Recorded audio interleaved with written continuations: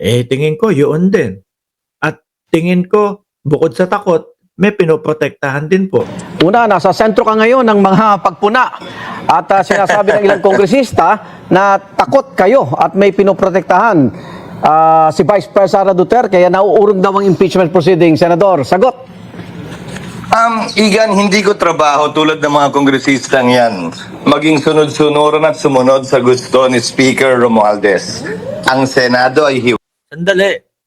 Impeachment, kinolekta nila, no? Kinolekta nila lahat ng resibo, kinolekta nila lahat ng mga katibayan para dyan sa impeachment na yan. Bakit biglang si Romualdez ang sisisihin mo? Bakit biglang banat kay Romualdez? Yung sasabihin nyo, hindi ko trabaho ang maging sunod-sunuran kay Romualdez. Bakit biglang ganon? Di po ba? hiwalay, independente, at gagalaw ayon sa nakikita naming tama at nararapat. Gagalaw ayon sa trip nila. Di mo ba? Gagalaw ayon sa trip nila kung ano yung gusto nila at kung ano yung makakabuti doon sa sinusuportahan nila. Oh. Nung inupuan nila ang impeachment na mahigit 2 buwan mula Disyembre hanggang Pebrero, wala naman kaming nireklamo at hindi kami nagsalita.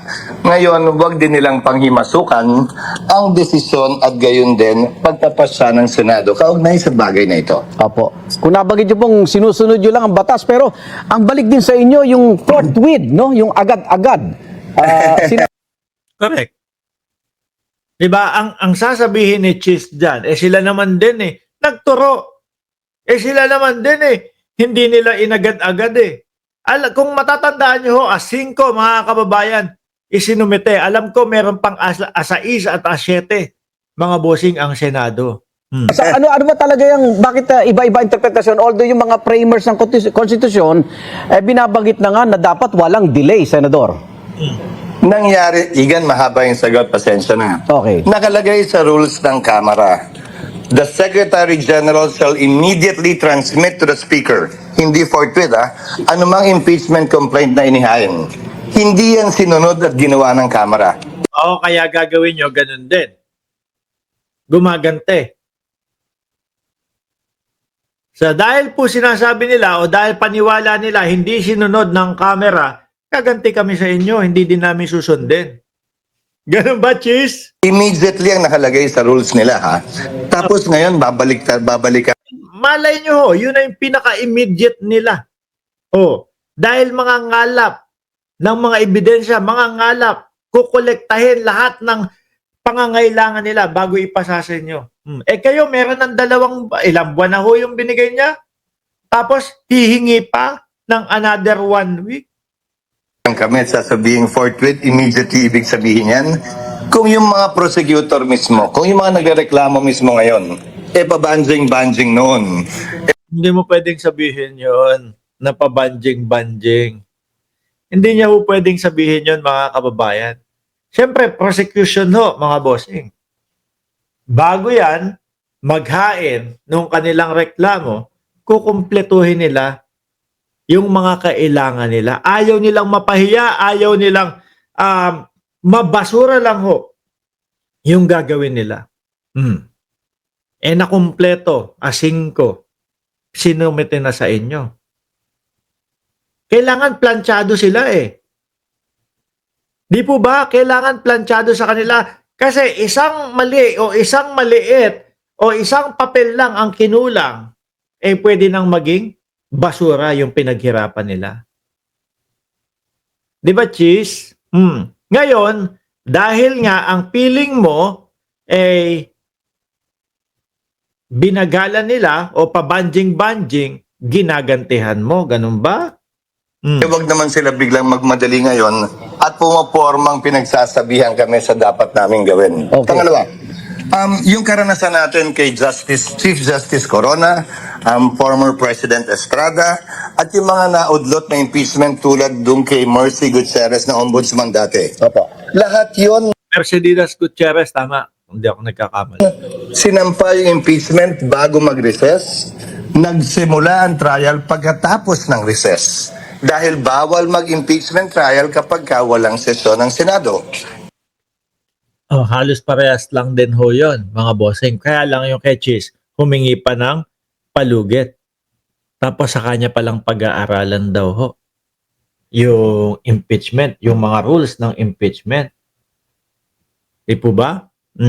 Itong impeachment complaint, inihain ng Kamara 2 oras bago kami mag-adjourn. Hindi kami utusan ng Kamara, hindi ako sumusunod dahil gusto lamang. Tapos kung di ako nagkakamali, mga bossing, yung pagbabalik niya, no, yung 11 ba 'yon? Alas 4, tapos 1 oras lang ang binigay na oras para i-discuss yung impeachment. Yan po ang pinag-uusapan tsaka pinaka-importante. Boss, bakit hindi umaga pa lang, umpisahan na? Sabi ni Magnate, o Magnate o Magnate, baka susunod ituturong may kasalanan ni Cheese, mga vlogger na. Ng speaker Kasi yung mga vlogger ang iingay, ganito, ganyan. Eto, baka mamaya, yung susunod natin papakita, baka mamaya masisi yung mga vlogger. ng Kamara na ma-impeach ang ikalawang Pangulo. Gagawin namin ang aming trabaho ayon sa batas, ayon sa pananaw ng Senado, nang hindi sunod-sunuran lamang sa gusto ng isang tao o ng kabilang Kamara. Okay, kung susunod sa batas, Binabanata niya si Romualdez, ano? Ay, naku. gusto marinig sa inyo, tuloy pa ba ang impeachment trial o patay na po? Sa June 11, magkakaroon ng schedule para basahin ang impeachment complaint. Walang nawala, walang nadagdagigan. Dahil ang pinaka-pwede lamang naman namin gawin ay ito.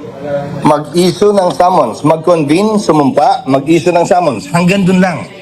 Opo. Ngayon, ayon sa batas, 10 araw, pinakamababa ang binibigay sa Grabe, haba, ano? Sabi ni Moods Cover, halata ang galawan. Sabi ni Neng Gigi, GAGO, itong si Cheese, akala yata ay mga bobo ang lahat ng Pilipino nakikinig sa kanya. Kasalanan mo yung keso. nasasakdal Na sumagot. para sumagot.